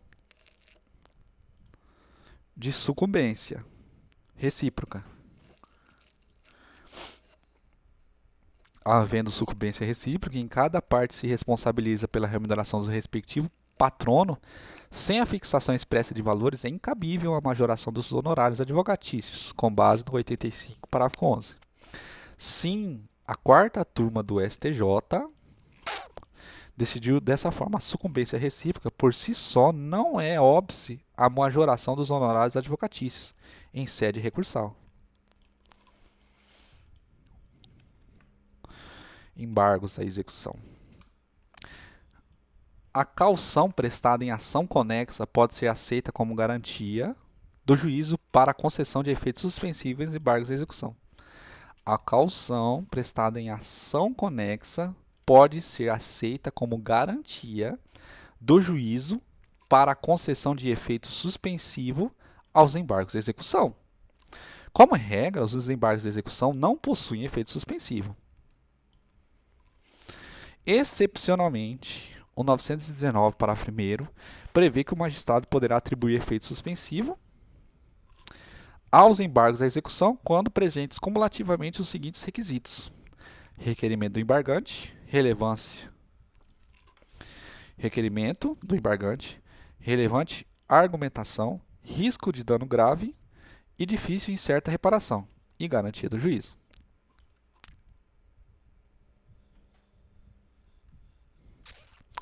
Caso concreto, a empresa ajuizou ação de execução contra João, alegando ser credora de 300 mil, decorrentes do inadimplemento de contrato de locação de equipamentos firmado entre as partes.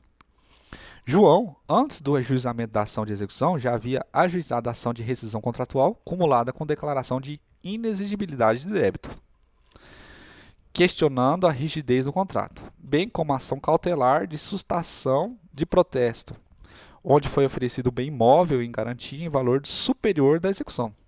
Como houve caução na ação cautelar e tendo em vista que o débito ali discutido é o mesmo que se cobra na ação de execução, não há por que se determinar que o devedor ofereça nova caução, podendo ser aproveitada a garantia do juízo que já foi prestada na ação conexa, para que seja concedido o efeito suspensivo aos embargos de execução. Precatório. É imprescritível a pretensão de expedição de novo precatório ou nova RPV após o cancelamento de que trata o artigo 2. Repetindo. Traz a segunda corrente aqui.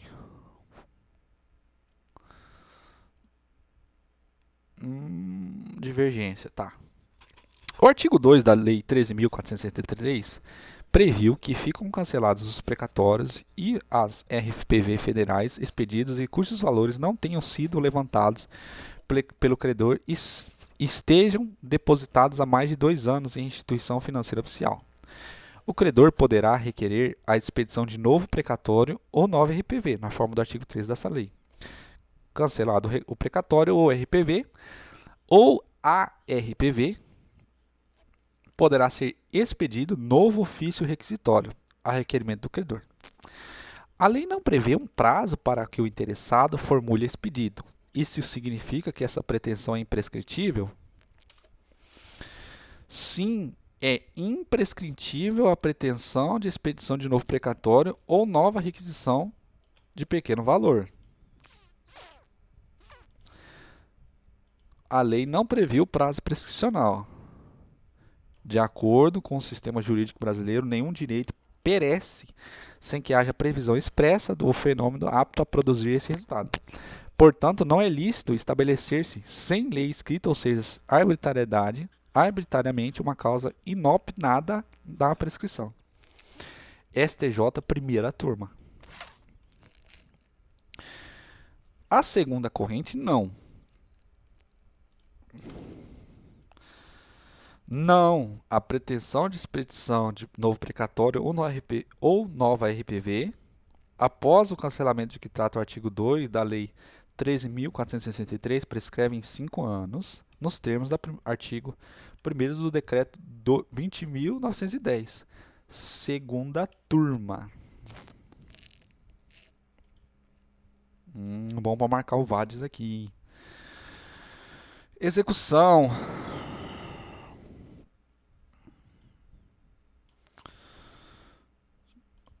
Tá longe? Tá perto, tá perto, tá perto, tá perto. Oh, só falta mais 2 páginas. Juiz não pode se recusar a determinar a inclusão do nome do executado em cadastro de inadimplentes, sob o fundamento que o exequente teria condição de fazer isso diretamente.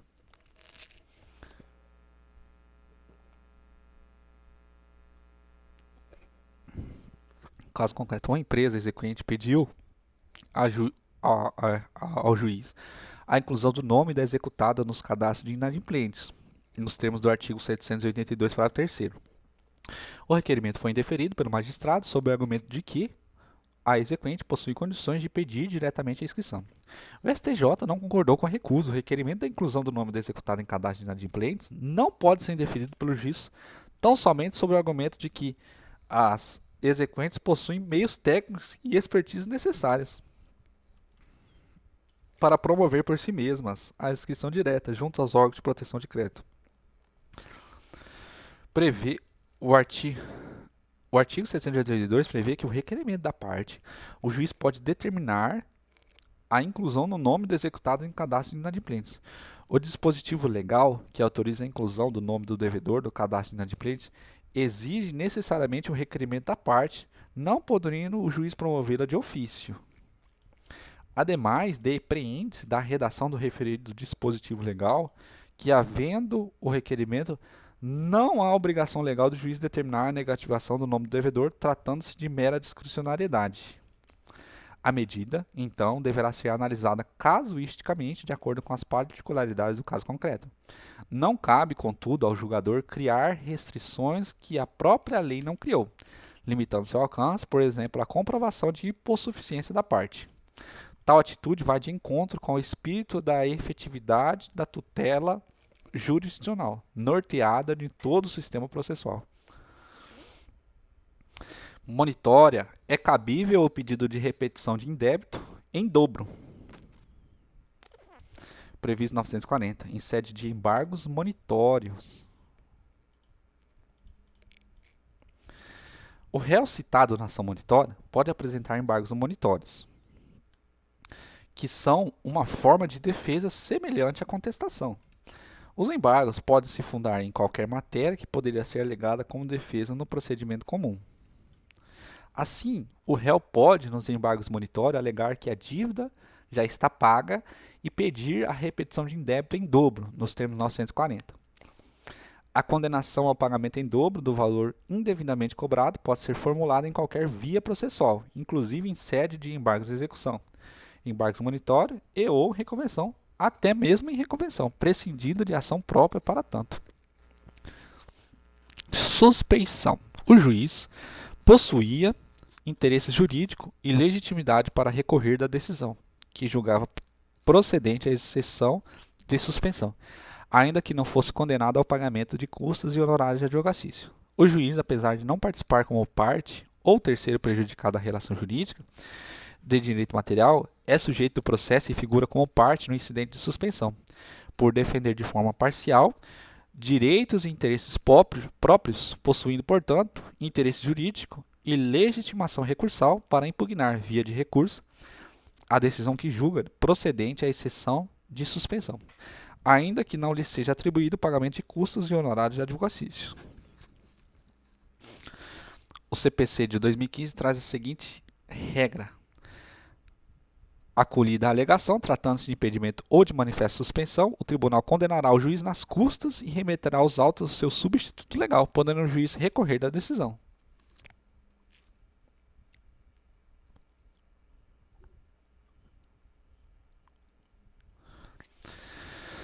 Recursos. É nulo acórdão genérico que, sob a justificativa da multiplicidade de recursos, alega ao juiz de primeiro grau a sua aplicação ao caso concreto. Ao julgar o recurso, o Tribunal de Justiça prolatou um acórdão genérico no qual apenas alencou os entendimentos pacificados na jurisprudência daquela corte, sem resolver efetivamente as questões envolvidas no caso concreto sob julgamento. Após expor sobre os entendimentos, o tribunal delegou para que o juiz aplicasse aquele se enquadraria no caso concreto, sob a justificativa da existência de multiplicidade de recursos versando sobre questões. A necessidade de que as decisões judiciais sejam particularizadas no exercício difuso da jurisdição é regra basilar do processo civil, encontrando-se anunciada 489.3 e parágrafo 1º 3v. Assim, o referido acórdão foi anulado por inobservância do artigo 489, parágrafo 1º, inciso 5. Juizados especiais. Não existe vedação legal para que o autor que quiser propor a ação nos juizados especiais federais renuncie o valor que exceder 60 salários mínimos, a fim de obter-se adequar ao teto do juizado. Compete aos juizados especiais federais cíveis processar, conciliar e julgar causas de competência da Justiça Federal até o valor de 60 salários mínimos. Suponhamos que o indivíduo quer pleitear da União uma vantagem econômica equivalente a 65 salários mínimos. Ele poderá ajuizar essa ação no juizado especial. Em regra, é mais célere, desde que aceite renunciar já na petição inicial os 5 salários mínimos que excede o teto do JEF.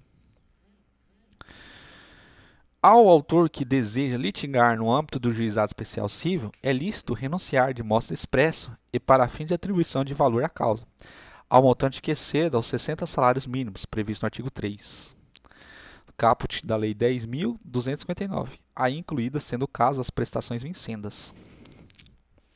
Duas informações adicionais. Na hipótese de o pedido englobar prestações vencidas e vincendas, o teto de JEF é calculado pela soma das prestações vencidas mais 12 pelas parcelas vincendas. Essa soma não pode ser superior a 60 salários mínimos. A competência atribuída pelos juizados especiais federais possui natureza absoluta. O teor do artigo 3, parágrafo 3º, observando-se que para isso o valor da causa. Finalmente. Tchau.